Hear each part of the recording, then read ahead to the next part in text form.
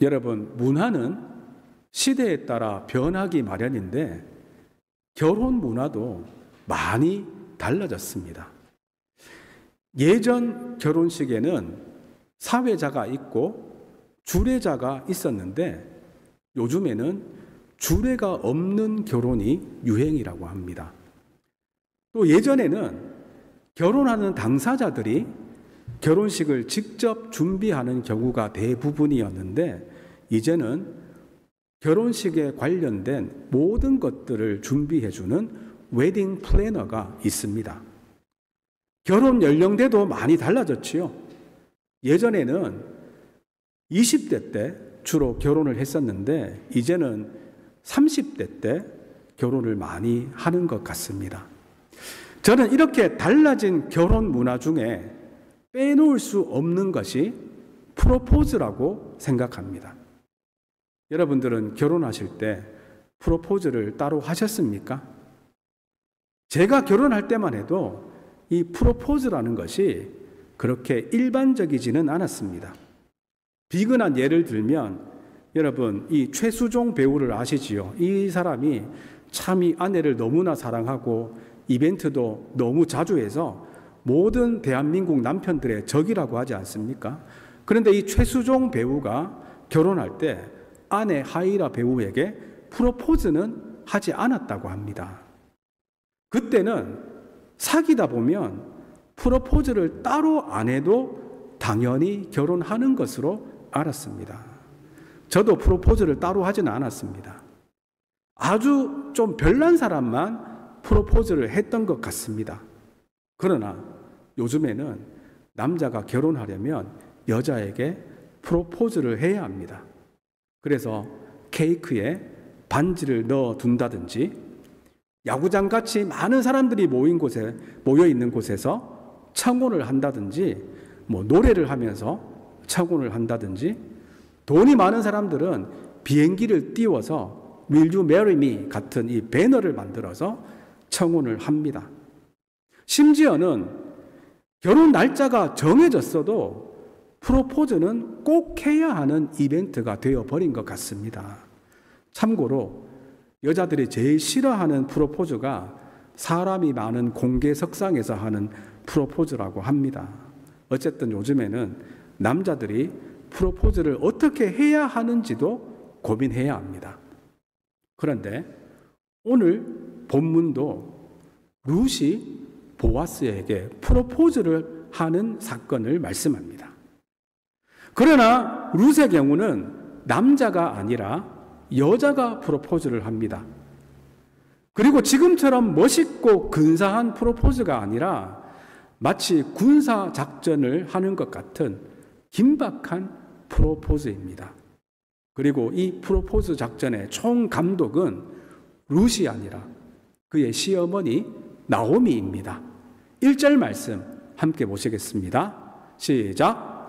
룻의 시어머니 나오미가 그에게 이르되 내 딸아 내가 너를 위하여 안식할 곳을 구하여 너를 복되게 하여야 하지 않겠느냐.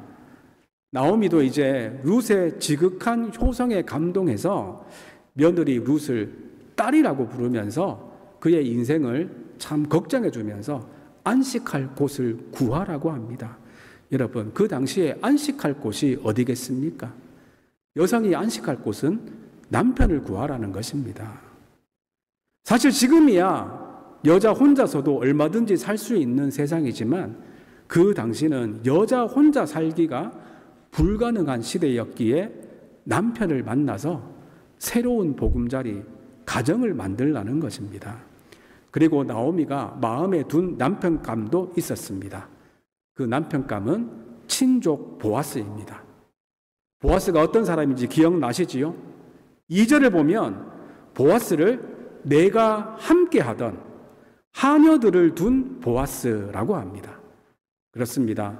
보아스는 이방인 과부 룻에게 이삭을 풍성하게 줍게 했던 은혜로운 사람일 뿐만 아니라 하녀들을 둘 정도로 부유한 사람이었습니다.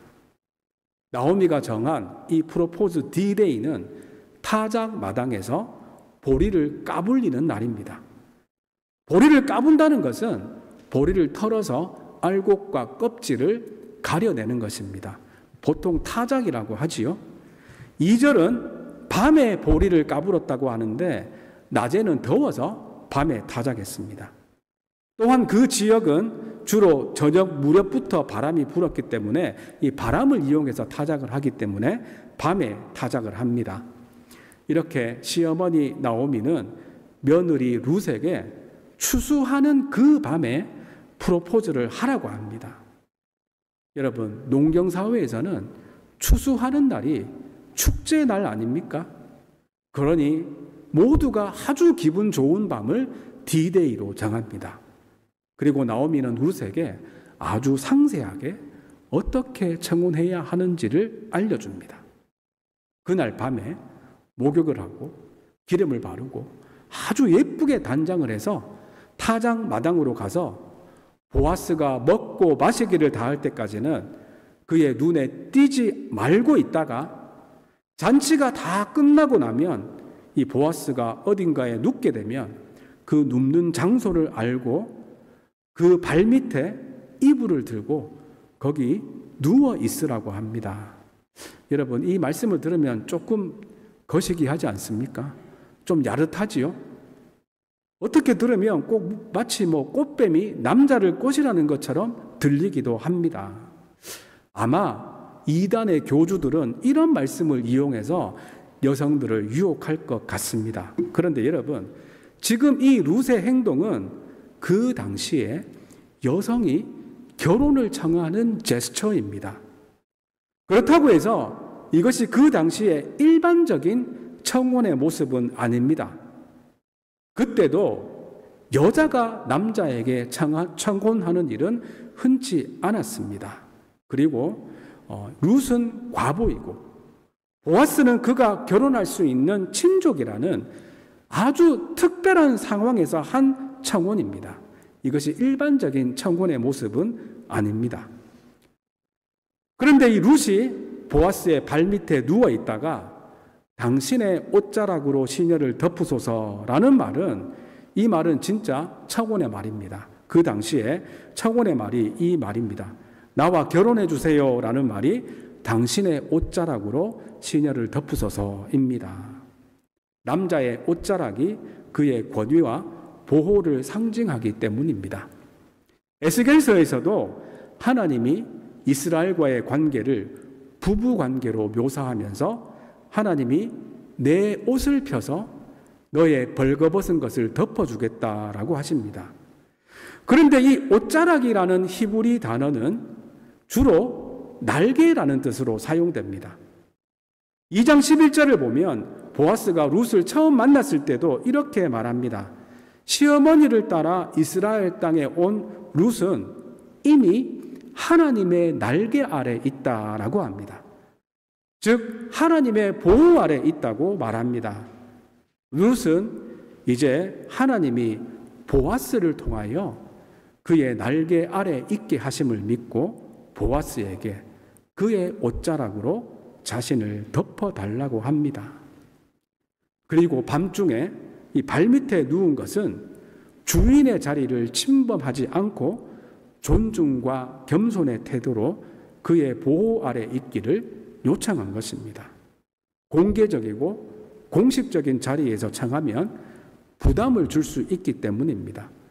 서두에서 말씀드린 것처럼 지금도 공개적인 자리에서 청혼하는 것을 여자들이 제일 꺼린다고 하지 않습니까? 그러니 이 장면은 꽃뱀이 남자에게 접근하는 그런 성적인 장면과는 거리가 멉니다. 분리를 조장하는 것도 아니고 보아스가 자신의 기업을 물을 자임을 알고 룻이 정중하게 청혼하는 장면입니다. 그렇다면 여러분, 이때 이 보아스가 기혼인지 미혼인지 궁금하지 않습니까? 여러분들은 어떻게 생각하십니까? 제 아내가 이 질문을 하면서 만약 보아스가 이때 기혼이면 불륜 아니냐고 묻습니다.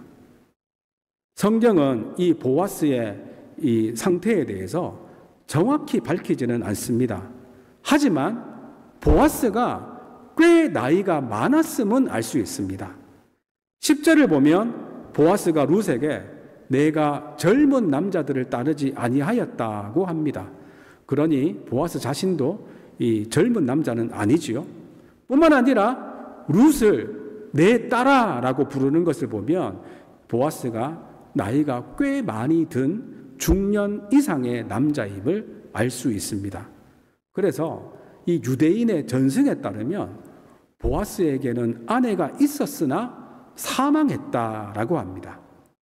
그러나 성경은 이에 대해서 어떤 말씀도 하고 있지 않기 때문에 보아스는 독신이거나 호랍이었다라고 추정할 수 있습니다. 즉 룻을 아내로 맞이하는 데에는 율법적으로나 도덕적으로나 아무 문제가 없는 남자임은 분명합니다. 그리고 나오미가 기획한 이 롯의 청혼도 성적인 유혹이나 무례한 청혼이 아니라 보아스의 뜻을 알고 따르려고 한 정중한 청혼입니다. 나오미가 이 청혼 작전을 준비하면서 보아스의 의견을 전적으로 따르라고 하지요. 4절 끝에 보면 그가 내 할 일을 내게 알게 하리라 라고 합니다. 이렇게 결정권을 전적으로 보아스에게 주면서 룻에게는 프로포즈만 하라고 합니다. 룻은 이 시어머니의 명령에 그대로 다 따릅니다.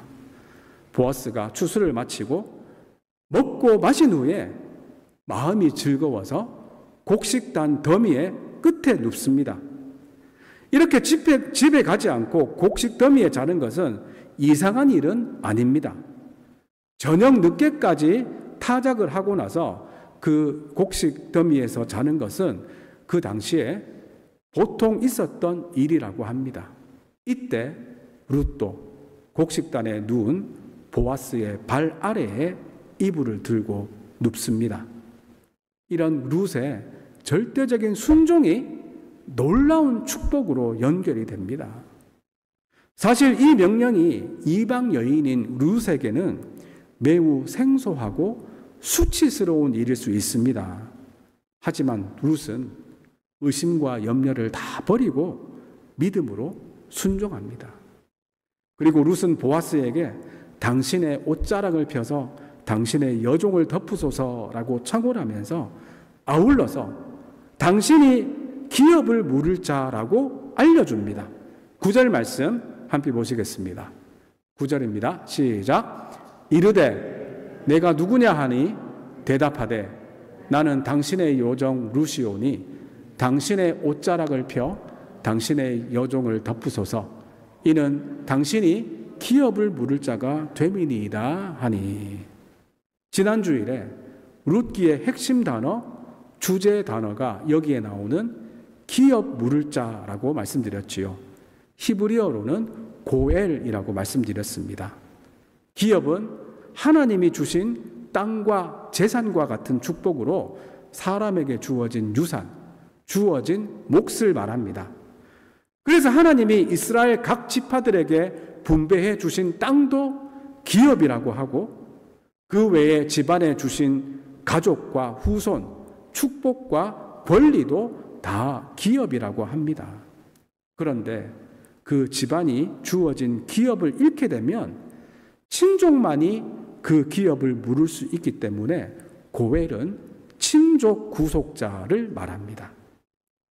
기업을 물은다라고 할 때 이 물은다는 말이 잃은 것을 회복시킨다라는 뜻입니다. 영어로는 redeem입니다. 그래서 구속자, redeemer라는 말이 있습니다. 사실 여러분 이 무르다라는 말을 생각해 보면 우리 문화권에서는 제일 많이 사용하는 때가 바둑이나 장기 둘 때이지요. 바둑 둘 때 한 수 물려달라 이런 말 합니다. 한 수를 물으면 어떻게 됩니까? 그때 새로운 기회가 생깁니다. 그러나 바둑에서 물으는 것과 기업을 물은다고 할 때 물으는 것은 사실 다른 말입니다. 바둑에서는 그저 한 수를 물으면 새로운 기회가 주어지는 것이지만 성경에서 기업을 물은다는 것은 그 기업을 완전히 회복시킨다라는 뜻입니다. 즉 고엘이 팔린 집안의 땅을 다시 구입해 줄 수 있고, 남의 집 종이 된 친척들을 해방시켜 줄 수 있고, 그 집안에 자녀가 없으면 후사를 이어줄 수 있습니다. 그야말로 무너진 집안을 다시 일으켜 세우는 것이 기업을 무르는 것입니다. 여러분, 혹시 경상도 남자가 청혼을 어떻게 하는지 들어보셨습니까? 내 알을 낳아도 이렇게 말한다고 하지요. 경상도 남자가 일반적으로 무뚝뚝하다고 생긴 농담입니다.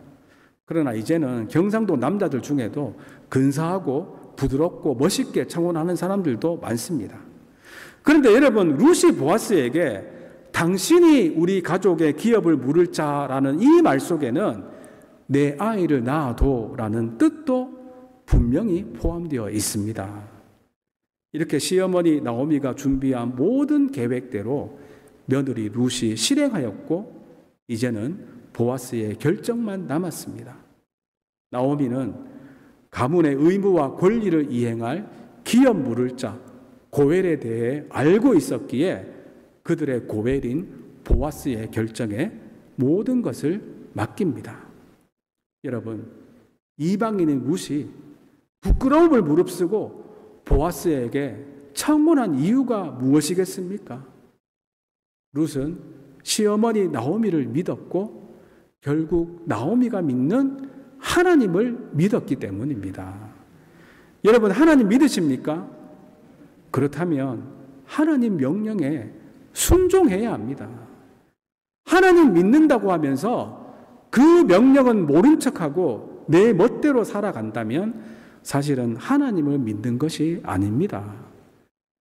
때로는 하나님의 명령을 지키기 위해서는 룻처럼 내가 가지고 있는 고정관념을 깨야 하고 오랫동안 지켜왔던 관습과 습관도 버려야 합니다. 그러면 하나님께서 우리가 생각지도 못하는 새로운 방법으로 우리를 인도하시고 지켜주심을 믿으시기 바랍니다. 이방 여인인 룻도 하나님 말씀에 전적으로 순종함으로 은혜 받은 여인입니다. 내 생각보다 하나님 말씀에 순종함으로 주님의 풍성한 은혜 가운데 살아가는 성도님들이 다 되시기를 간절히 바랍니다. 그렇다면 보아스가 과연 이 룻의 청혼에 어떻게 대답했을까요? 10절부터 보아스의 대답이 나옵니다. 사실 여러분이 보아스라면 황당하지 않겠습니까? 보아스가 자다가 밤중에 자기 발 아래에 누워있던 한 여인을 보고 많이 놀랐습니다. 8절에 보면 그 사람이 놀라 몸을 돌이켜 본즉 한 여인이 자기 발치에 있었다고 합니다. 게다가 룻이 자신의 정체를 밝히면서 갑작스럽게 청혼을 하니 당황했겠지요. 또 이 룻이 이스라엘 사람이 아닌 모압 여인, 이방 여인이니까 더 그랬을 겁니다. 그러나 보아스는 이런 상황 속에서도 룻의 말을 다 듣고 판단합니다. 그러나 보아스는 이런 상황 속에서도 룻의 말을 끝까지 듣습니다. 그는 룻을 아내로 받아들였다가 혹시 사회적 지탄의 대상이 되거나 재정적 손실을 보지 않을까 염려하거나 계산하지 않았습니다. 오히려 율법에 근거해서 기업 물을 자가 되어주기를 요청하는 룻의 신실함과 간절함에 감동을 받습니다. 그래서 그는 어떤 변명도 하지 않고 망설임 없이 합법적이고 적극적으로 기업 물을 자로서 책임을 이행하겠다고 약속합니다. 즉 보아스는 룻의 청혼에 예스라고 대답합니다. 보아스는 룻에게서 이해타산을 초월한 인애를 발견하고 자신도 인애로 응답합니다. 인애가 히브리어로 헤세드, 바로 은혜입니다.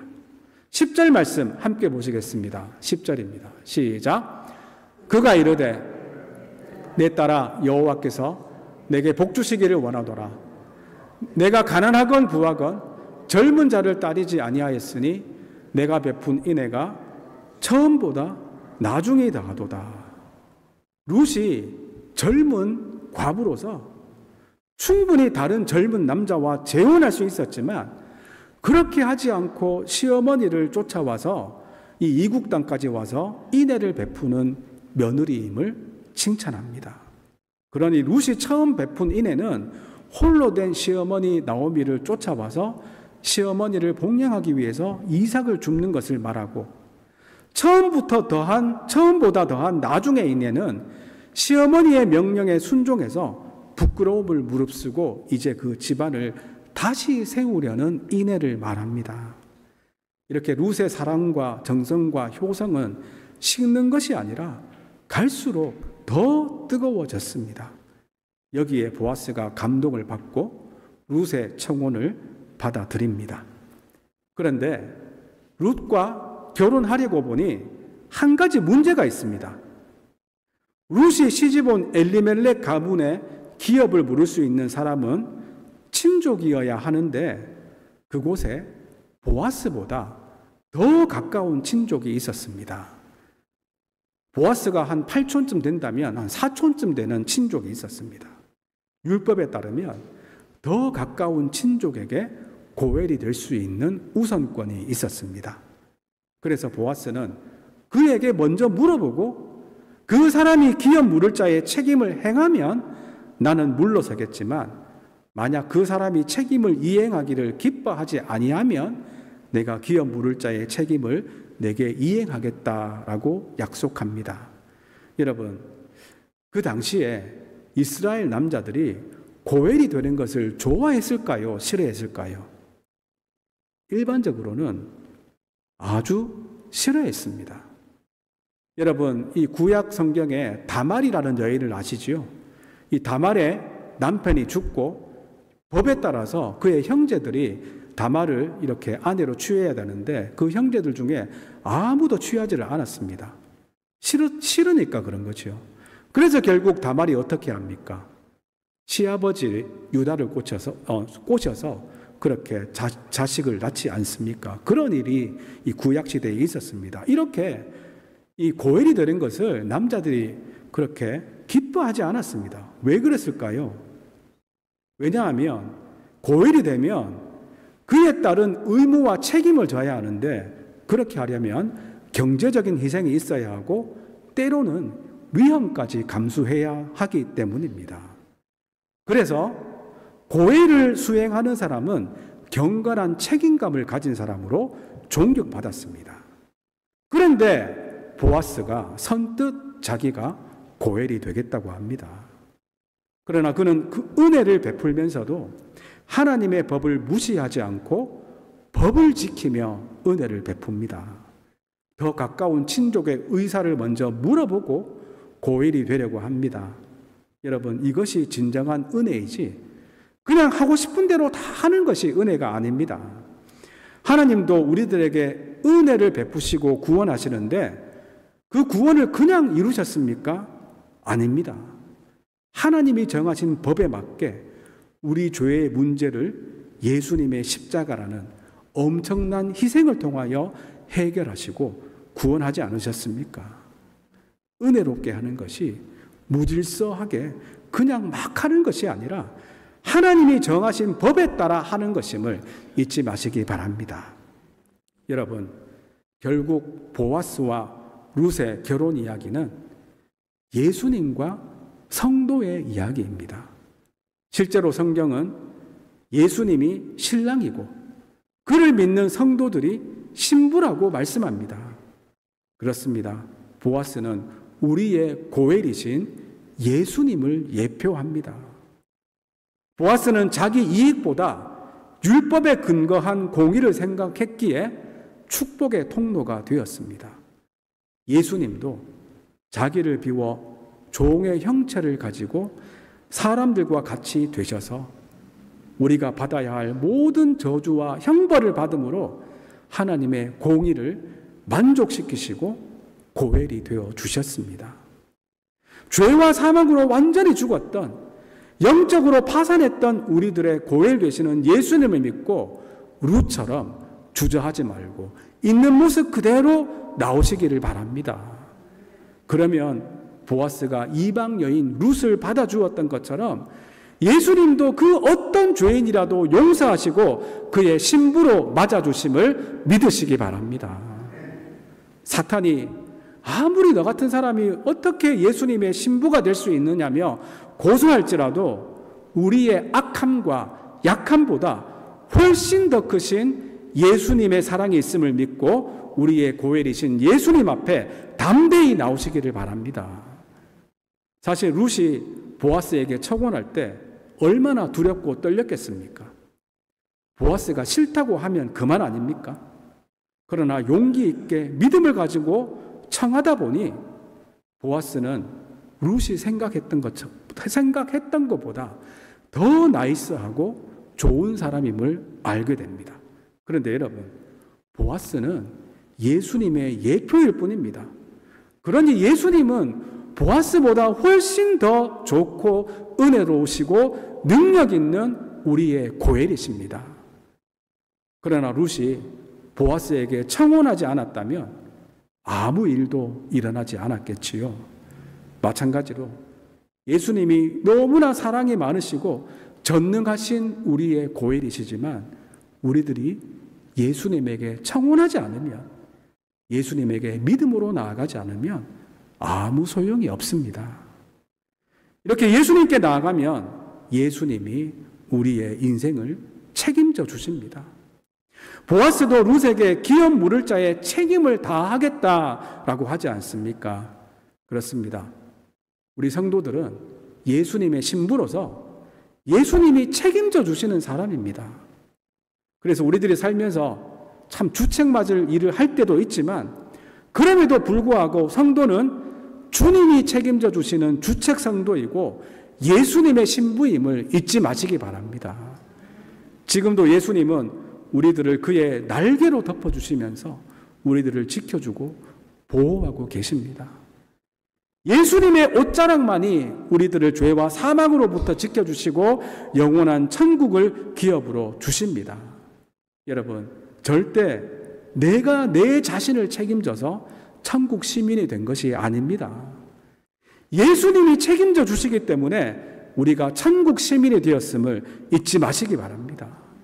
예수님이 십자가에서 우리의 구원을 이미 다 이루셨음을 믿으시기 바랍니다. 이제 말씀을 맺습니다.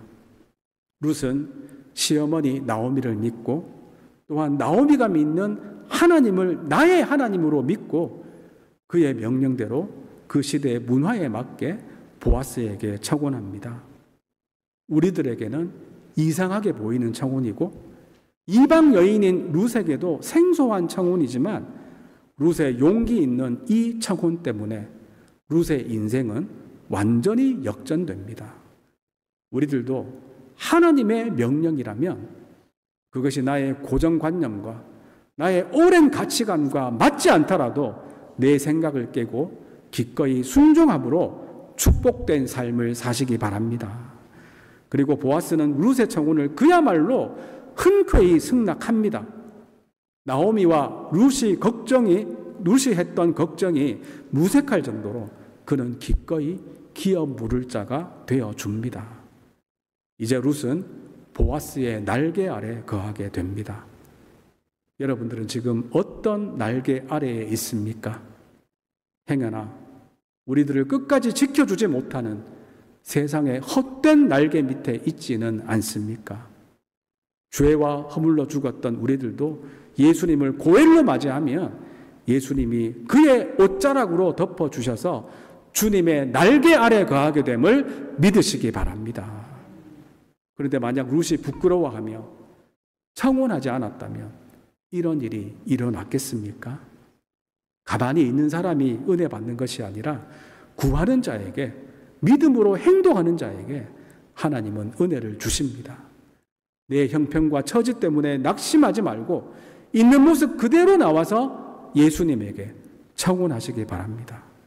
그러면 예수님은 누구의 청혼이든 기뻐 받으시고 그의 신부로 맞아주십니다. 그리하여 신랑 되신 예수님의 날개 아래 거하며 예수님이 책임져 주시는 복된 인생들이 다 되시기를 주님의 이름으로 축원드립니다. 이 시간 함께 찬양하시겠습니다. 우리들도 룻처럼 참 어려운 가운데 헤매고 있었던 사람들입니다. 어둠 속에 헤매고 있었던 죄인들이었지만 고일이신 예수님의 은혜로 구원받고 하나님의 자녀가 되고 천국 영생을 기업으로 받게 되었습니다. 이제는 신랑 되신 예수님이 책임져 주시는 예수님의 날개 아래 거하는 예수님의 신부들임을 믿으시기 바랍니다. 이 놀라운 은혜에 감사하며 이 시간 함께 찬양하시겠습니다. 하나님 아버지 감사합니다. 오늘 말씀을 통하여 주님의 음성을 듣게 하시니 감사합니다. 룻이 시어머니 나오미를 믿고 또 나오미가 믿는 하나님을 나의 하나님으로 믿고 용기 있게 청혼하며 가문의 기업을 회복했던 것처럼 우리들도 주님 앞에 담대하게 믿음으로 나오게 하시니 감사합니다.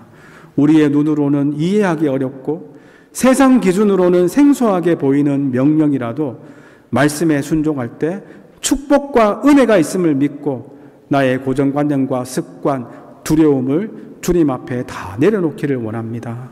또한 보아스가 룻에게 기업을 물을 자로서 책임을 다해 주었듯이 예수님께서 우리의 고엘이 되어 주셔서 우리의 삶을 책임져 주심을 믿습니다. 예수님이 책임져 주셔서 천국 영생을 기업으로 받았음을 믿습니다. 주님의 날개 아래 거하며 주님 뜻대로 살아가는 성도들 다 되게 하여 주시옵소서. 감사드리오며 예수님의 이름으로 기도드리옵나이다. 아멘.